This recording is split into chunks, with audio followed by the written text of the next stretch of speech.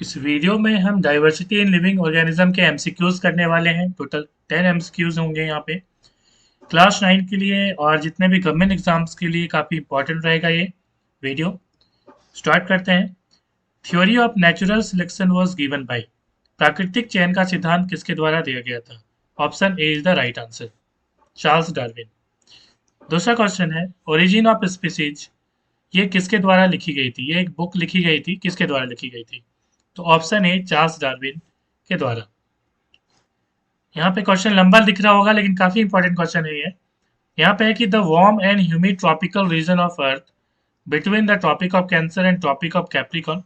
Tropic of Cancer को हिंदी में कहते हैं कर्क रेखा एंड ट्रॉपिक ऑफ कैप्रिकॉन को कहते हैं मकर रेखा। तो कर्क रेखा और मकर रेखा के बीच में जो रीजन है, यहाँ पे मैं पिक्चर में दिखाऊंगा। जैसे ये this is Tropic of Cancer 23 and 5 degree मतलब 23.5 डिग्री नॉर्थ को हम कहते हैं ट्रॉपिक ऑफ कैंसर। ये इक्वेटर है, हमें पता है, दिस इज इक्वेटर 0 डिग्री। ये अर्थ हमारी धरती माता है।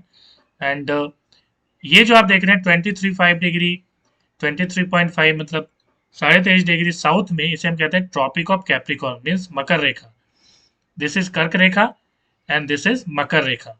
तो कर्क रेखा और मकर रेखा के बीच का जो ये क्षेत्र है ना, रीजन है, ये जो क्षेत्र आपको दिख रहा है यहाँ से यहाँ तक, तो यहाँ पे क्या होता है कि प्लांट जो है काफी अलग अलग टाइप्स के पाए जाते हैं। अलग अलग टाइप्स के आपको प्लांट मिलेंगे, जानवर मिलेंगे, ऑर्गेनिज्म मिलेंगे, इस तरह से। तो इस जगह को क्या कहते हैं, ये क्वेश्चन में पूछ रहा है। तो ये हम कहते हैं इसे मेगा डाइवर्सिटी, क्योंकि यहाँ पे अलग अलग टाइप्स की जो ऑर्गेनिज्म है वो पाए जाते हैं, राइट। इसको थोड़ा सा और देख लेते हैं, क्या इंडिया हमारे इसमें आता है या नहीं है, सबसे बड़ा क्वेश्चन। इसलिए ये काफी इंपॉर्टेंट रह जाएगा एग्जाम के लिए। देखिए इसमें कुछ कंट्रीज आती है, जैसे ब्राजील है, कोलंबिया है एंड मेडागास्कर है, ऑस्ट्रेलिया है। मेडागास्कर काफी इंपॉर्टेंट रहेगा आपके लिए। इंडिया है, इंडोनेशिया है, मलेशिया भी है। आप यहाँ पे साफ साफ देख सकते हैं ट्रॉपिक ऑफ कैंसर, ये लाइन आपको दिख रही है, this is Tropic of Cancer and this one is Tropic of Capricorn, आपको दिख रही है यहाँ पे, ठीक है। तो ये वाली लाइन, तो ये वाली लाइन और इस लाइन के बीच में जो आपको क्षेत्र देखिए, इंडिया यहाँ पे दिख रहा है आपको, राइट। इसका मतलब है इंडिया इसमें आता है। नेक्स्ट क्वेश्चन करते हैं। 5 kingdom of classification was proposed by. जो 5 किंगडम है, 5 किंगडम जिसे कहते हैं, वो किसके द्वारा दी गई थी? तो आर एच वाइटेकर के द्वारा दी गई थी। क्वेश्चन नंबर 5 है, बेसिक यूनिट ऑफ क्लासिफिकेशन, वर्गीकरण की आधारभूत इकाई क्या है? यहाँ पे देखिए आपके पास ऑप्शन है, तो option is the right answer, species. अब ये है क्या, देखिए क्लासिफिकेशन हम लोग क्यों करते हैं, किसी भी ऑर्गेनिज्म को क्लासिफाई हम लोग करते हैं। मीन्स जैसे हम घर में करते हैं ना, कि बुक्स को अलग अलग जगह पे, यदि क्लास 5 की बुक है तो हम अलग जगह रखते हैं, क्लास 6 की बुक है तो अलग जगह रखते हैं, इस तरह से। या जैसे जूते चप्पल है तो उसे हम अलग जगह रखते हैं, सब्जियां अलग जगह रखते हैं। तो इसे हम क्लासिफिकेशन कहते हैं, हिंदी में कहते हैं वर्गीकरण। उसी तरह से जितने भी पशु पक्षी हैं, ऑर्गेनिज्म हैं हमारे अर्थ पे, तो उसे भी हम क्लासिफाई करते हैं। जैसे प्लांट्स हैं, राइट, उसके बाद एनिमल्स हैं, और जैसे बहुत तरह के जैसे मॉस्किटोज वगैरह है। तो इस तरह से अलग अलग चीज़ों को हम अलग अलग तरीके से क्लासिफाई करते हैं। तो इसे हम कहते हैं बेसिक यूनिट ऑफ क्लासिफिकेशन। तो इसमें हम क्या कहते हैं कि 5 किंगडम में से हम क्लासिफाई करते हैं। उसके बाद हम लोग कहते हैं class, order, family, genus and species, इसमें हम क्लासिफाई करते हैं। तो सबसे जो छोटी इकाई है वो स्पीसीज है, राइट। सबसे जो छोटी इकाई वो क्या है, स्पीसीज है। इसलिए हम कहते हैं basic unit of classification. Example देना चाहूंगा, जैसे हमारे बॉडी में आई है ना, ईयर है, लेग है, इसी तरह से हमारे बॉडी में ये सारी इकाइयां हैं, लेकिन ये सारी ऑर्गन्स है, राइट, ऑर्गन है ये। लेकिन सबसे छोटी इकाई हमारी क्या है, सेल है, राइट, कोशिका जिसे हम हिंदी में कहते हैं। तो उसी तरह से क्लासिफिकेशन की जो सबसे छोटी इकाई है उसे हम कहते हैं स्पीसीज। तो सो ऑप्शन ई, जो हम हिंदी में कहते हैं जाति, राइट।